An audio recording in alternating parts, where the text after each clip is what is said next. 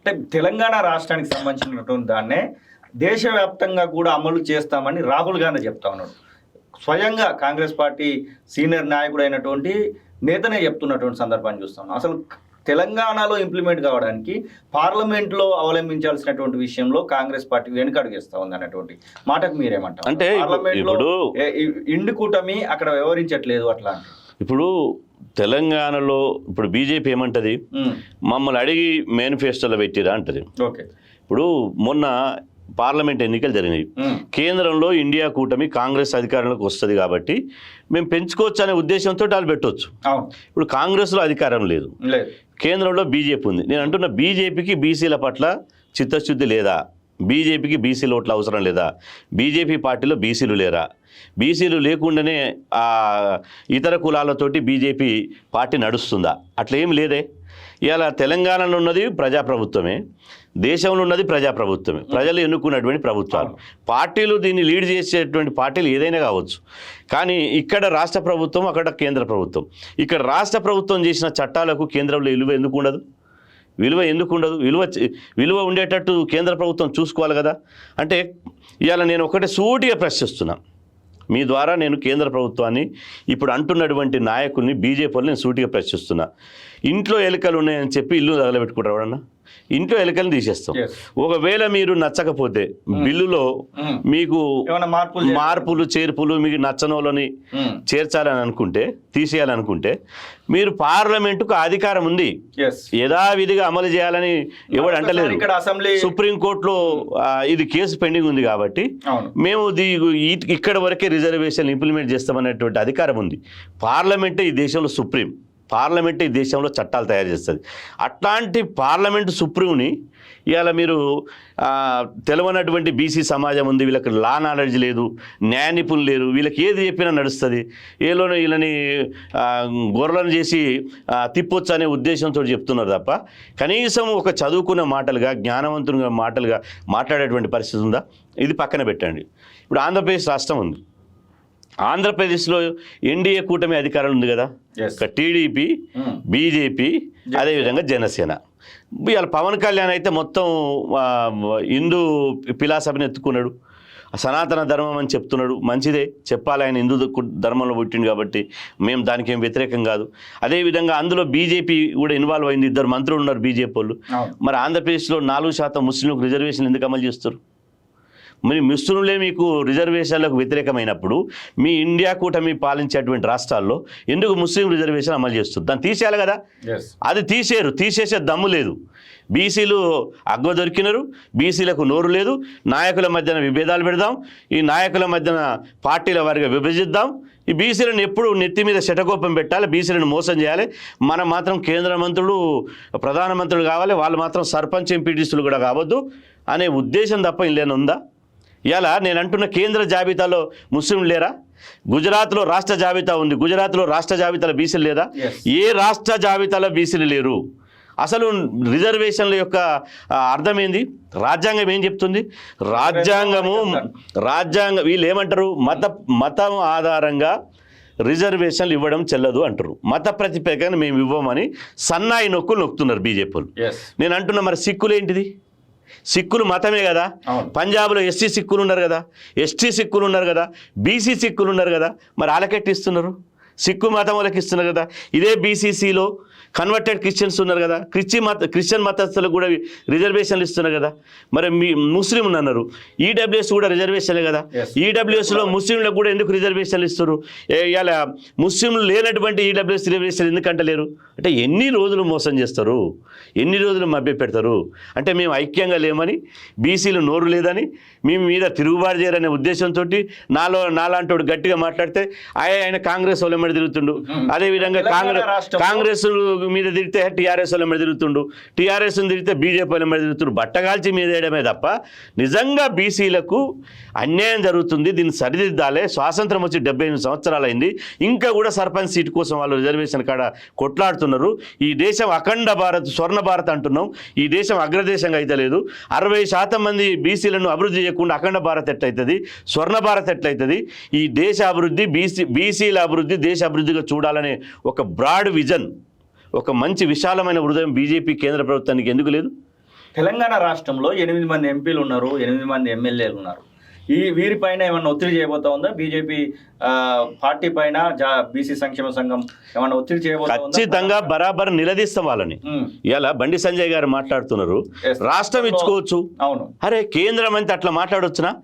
రాష్ట్రం ఇచ్చుకునేది ఉంటే సినన్న ఇక్కడ స్పష్టంగా చెప్పదలుచుకుంటే, కొంతమంది మీ ద్వారా, మన కాలేజీ టీవీ ద్వారా, మీ ద్వారా నేను చాలా క్లారిటీగా కొంతమందికి ఇవ్వదలుచుకున్నాం. ఇవాళ జీవోలు ఇవ్వాలంటున్నారు. ఇవాళ 15 నెలలుగా తెలంగాణ రాష్ట్రంలో స్థానిక సంస్థల ఎన్నికలు ఆగిపోయి గ్రామాలకు సర్పంచ్ లేక పాలనలో స్తంభించిపోయింది. గ్రామాలలో అభివృద్ధి స్తంభించిపోయింది.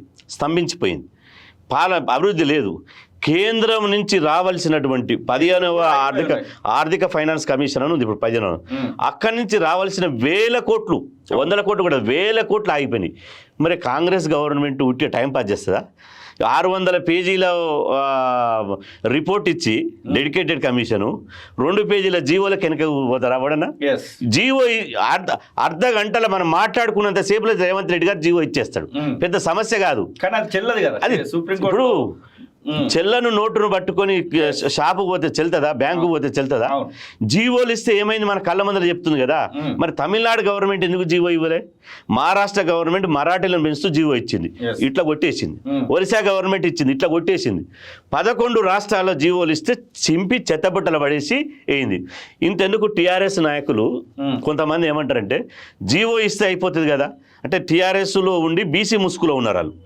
పొద్దుగాలనేమో నైట్ ఏమో టీఆర్ఎస్ అని టీఆర్ఎస్ కండవలు వేసుకుంటారు. పొద్దుగాల ప్రెస్ క్లబ్లకు వచ్చి మాది ఆ సభ, ఈ సభ, మాది ఇంకో సభ, ఆ సభ, మేము బీసీ సంఘం అని ఒకరు అంటారు, బీసీ జాగృతి అని ఒకరు అంటారు, ఇంకోటి అంటారు. వచ్చి రేవంత్ రెడ్డి నువ్వు జీవో ఇవ్వాలి. నేను అంటున్నా, జీవో ఇచ్చేది ఉంటే మీ కేసీఆర్ ఇస్తుండే.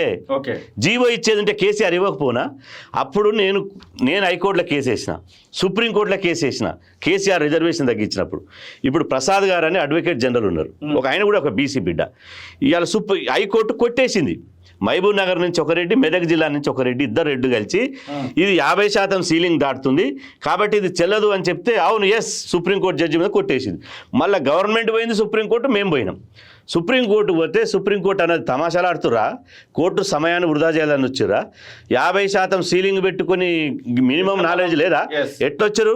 అసలు మీ పిటిషన్ డిస్మిస్ చేస్తా అన్నది. అప్పుడు ప్రసాద్ గారు దండం పెట్టి కోర్టుకు, డిస్మిస్ చేయొద్దు, మేము ఉపసంహరించుకుంటామని డిస్మిస్ ఎందుకు చేయొద్దు అన్నాడు.